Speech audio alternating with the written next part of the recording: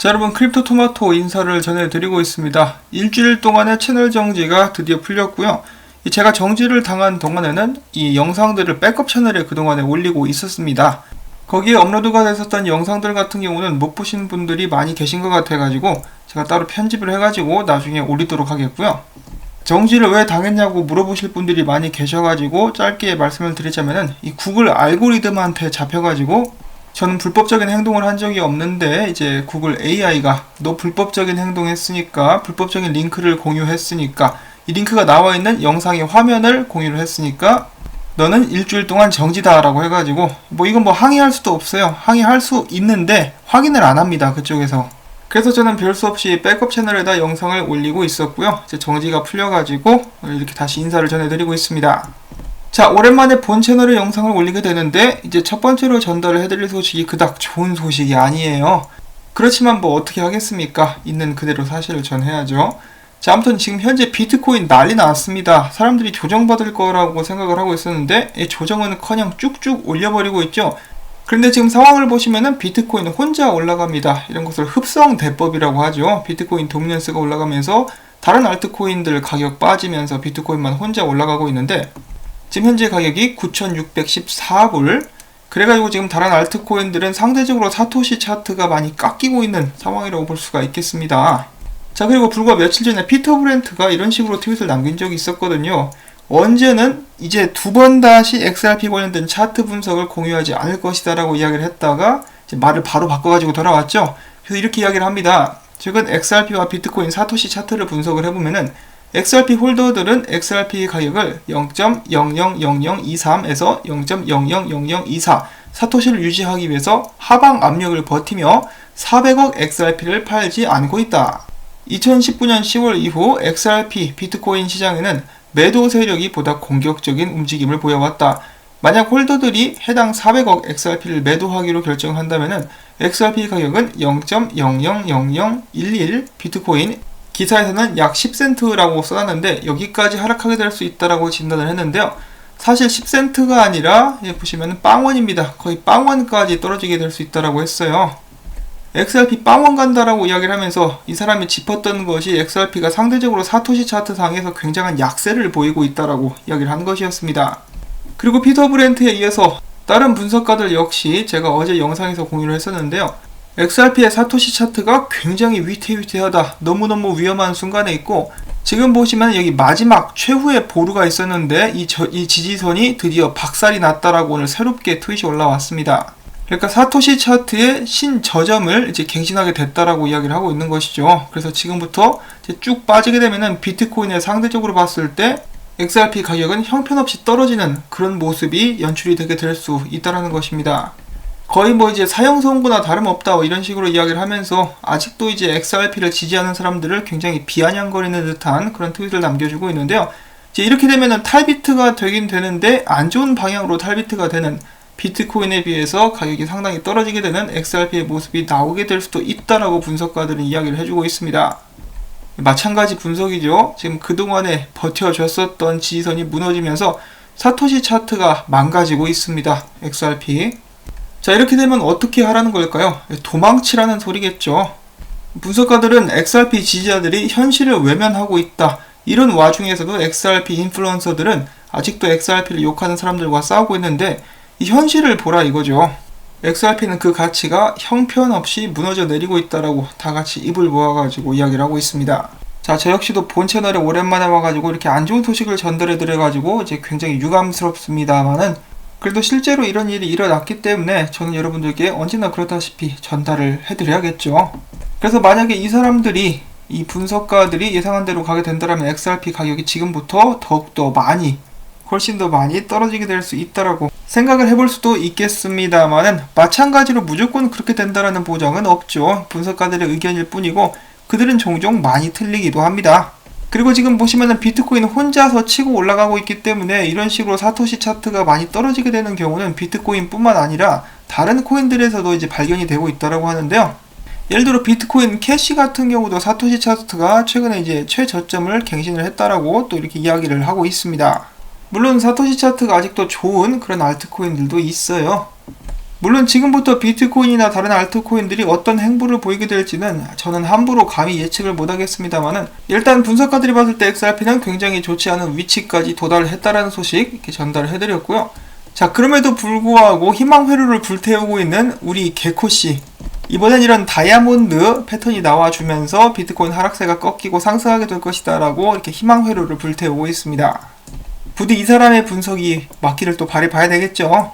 자, 그리고 지금 현재 이 시각 XRP가 거래되는 각국의 통화라든지 암호화폐들을 확인을 해본다라면은 USDT로 가장 많은 거래가 이루어지고 있고, 비트코인, 미국 달러, 그 다음에 네 번째로 한국 원화입니다. 한국에서 지금 거래가 되는 양이 이제 일본보다 더 높다라는 것인데요. 물론 USDT가 있긴 하지만은 표면상으로 봤을 때는 그렇다라고 말씀을 전해드릴 수가 있는 것인데, 왜 한국에서 XRP가 많이 거래가 되고 있느냐? 아무래도 지금 손절을 치는 사람들도 있을 것 같고, 이제 단타를 들어가신 분들도 있을 것 같죠. 한국에서는 XRP 평이 그닥 좋지가 않은데도 불구하고 이렇게 거래량이 많은 이유가 무엇이냐? 이제 저는 장난으로, 반장난으로 한국에서 너무 인기가 많은 거 아니냐 이렇게 이야기를 했다가 어떤 사람이 저한테 막 화를 내면서 온갖 막 안 좋은 말을 퍼붓더라고요. 그래서 이제 그런 말은 절대로 이제 농담으로라도 하지 않겠는데, 아무튼 지금 현재 이 시각 이 원화로 거래되는 XRP 볼륨이 상당하다. 미국 달러에 비하면 훨씬 더 적지만 그래도 좀 많은 편이다 라고 이렇게 한번 짚어볼 수가 있겠습니다. 이 사이트는 크립토 컴페어이라는 사이트고요. 검색을 해보시면 쉽게 찾으실 수가 있을 것입니다. 자, 이 분석적인 면을 봤으니까 이 다음에는 회사 사업적인 면을 좀 더 보도록 하겠습니다. 자, 리플사의 2020년 1분기 보고서가 나왔었죠. 제가 보고서 나오자마자 또 영상을 만들어가지고 백업 채널에 올렸었습니다. 마찬가지로 그 영상 역시 제가 본 채널에 곧 업로드를 하겠는데요. 거기에서 나왔었던 그런 정보 중에 한 가지가 리플사가 올해 1분기 XRP 판매량을 대폭 또 줄였습니다. 판매 매출이 175만 달러를 기록하면서 역대 최저 수치를 기록을 했다라고 이야기를 하고 있는데요. 이제 XRP 판매를 리플사가 계속해서 줄여나가고 있지만은 XRP 가격은 힘을 못 쓰는 그런 상황이라고 볼 수가 있겠죠. 물론 제드메이 케일럽이 신나게 팔고는 있습니다만은 리플사가 이렇게 대폭 줄였는데도 가격에 변동이 없다. XRP의 가격이 오르지 못하는 것은 리플사가 던졌기 때문만은 아닌 것은 아닌가라고 저희가 예측을 한번 해볼 수는 있겠습니다. 자, 그 다음에 이어서 리플사가 진행하는 팟캐스트가 이제 시작이 되었는데요. 이제 첫 번째로 바이낸스 US의 CEO인 캐서린 콜리를 초청해가지고 이야기를 나누는 시간을 가졌었는데, 여기서 캐서린 콜리는 이렇게 이야기를 했다고 합니다. 모든 미국인들이 금융적으로 자신감을 얻고 암호화폐에 대해서 잘 알 수 있도록 하는 것이 나의 임무다. 세계 다른 여러 나라들은 이미 금융계에서 가장 발전된 기술들을 사용하고 있는데 이제는 미국이 이런 움직임에 참여할 때이다 라고 이야기를 했다고 합니다. 그리고 또한 당연히 여기에는 XRP 활용에 대한 의미를 내포하고 있다라고 제가 예상을 해볼 수가 있겠고요. 그 다음에는 국내 소식 중에 이제 리플사에 관련된 긍정적인 소식이 나와가지고 정보가 있어가지고 좀 약간 놀랐는데, 아무튼 가지고 와봤습니다. 이렇게 이야기를 하고 있는데, 리플사 글로벌 파트너십 통한 공격적 네트워크 확장이 눈길을 끌고 있다. 제 기사 자체는 제가 그동안에 전달해드렸었던 업데이트들을 모두 한데 모아가지고 이렇게 제시를 해놓은 그런 글인데요. 여기서 핵심 설명 몇 가지를 또 잠깐 읽어보도록 하겠습니다. 리플넷 솔루션의 핵심은 스위프트를 비롯한 기존 송금 시스템의 고질적인 문제 해결이다. 블록체인 기술을 통해서 속도 및 확실성, 유동성 관리, 서로 다른 네트워크 간의 규칙 표준화 및 연결성 등에서 발생하는 문제를 타개함으로써 가장 효율적인 해외 송금 방법으로 제시가 되고 있다. 리플사는 올해 리플넷 고객사 추가를 확보하고 한국, 일본, 싱가포르 등 아시아 국가 내 네트워크를 확장시킨다는 목표로 공격적인 파트너십에 나서고 있다. 최근에는 태국 내 비은행으로는 최초로 핀테크 업체인 디머니와 파트너십을 맺었다. 태국은 100만 명에 달하는 태국 해외 근로자들이 본국으로 자금을 송금하고 있는 아시아 지역 내 주요한 시장으로서 리플은 이번에 파트너십을 통해 태국 금융의 민주화를 실현함은 물론이고 국가 간 거래 효율성 및 접근성 향상에 기여할 예정이다 라고 이야기를 했습니다. 그리고 리플사가 아시아 쪽에 이런 식으로 파트너십을 늘려나가는 것도 굉장히 긍정적인데요. 이제 어제 제가 또 마찬가지로 소식을 전달을 해드렸었던 거, 이 ISO 세계 비즈니스 표준을 마련하는 국제기구라고 볼 수가 있겠는데, 여기서 또 국제송금 표준이 있습니다. ISO 2002라고 하는 것인데 여기에 이제 스탠다드 바디가 있어요. 이것을 위원회라고 그냥 표현을 하기로 하겠는데 리플사가 여기에 들어갔다라는 것입니다. 이것이 사실 굉장히 큰 뉴스임에도 불구하고 한국 같은 경우는 보도가 많이 나오지 않았고 외국에서는 많이 이야기가 되고 있습니다. 아무래도 XRP 가격에는 직접적으로 영향을 주지 못했기 때문에 사람들이 관심을 기울이지 않는 것이 아닌가 싶은데요. 전 세계 국제송금의 표준을 정하는 그런 곳에 리플사가 합류해가지고 의견을 제시하고 기술 제공을 할 수 있게 됐다라는 것이 굉장히 큰 뉴스라고 볼 수 있겠습니다. 그리고 이런 움직임이 앞으로 XRP 활용에 어떤 식으로 도움을 주게 될지 저는 그런 부분들도 개인적으로 기대를 하고 있는데, XRP 가격은 이 리플넷의 확장과는 정반대로 가고 있습니다. 열심히 발전을 하고 있는데 XRP 가격이 계속해서 떨어지니까 사람들은 이 둘은 전혀 상관관계가 없기 때문에 앞으로도 영원히 오르지 못할 것이다 라고 이야기를 하고 있는데, 그런 이야기 하는 사람들은 대부분 이제 리플사에 대한 정보는 거의 없습니다. 이제 알아보지는 않았지만은 가격이 계속해서 반대로 가니까 그런 결론을 내린 것인데요. 저는 이런 부분들도 언젠가는 바뀔 거라고 생각을 합니다. 여기에 대해서는 일단 말은 아끼도록 하겠는데요. 앞으로 어떻게 될지 두고 보면은 자연스럽게 알 수 있게 되겠죠.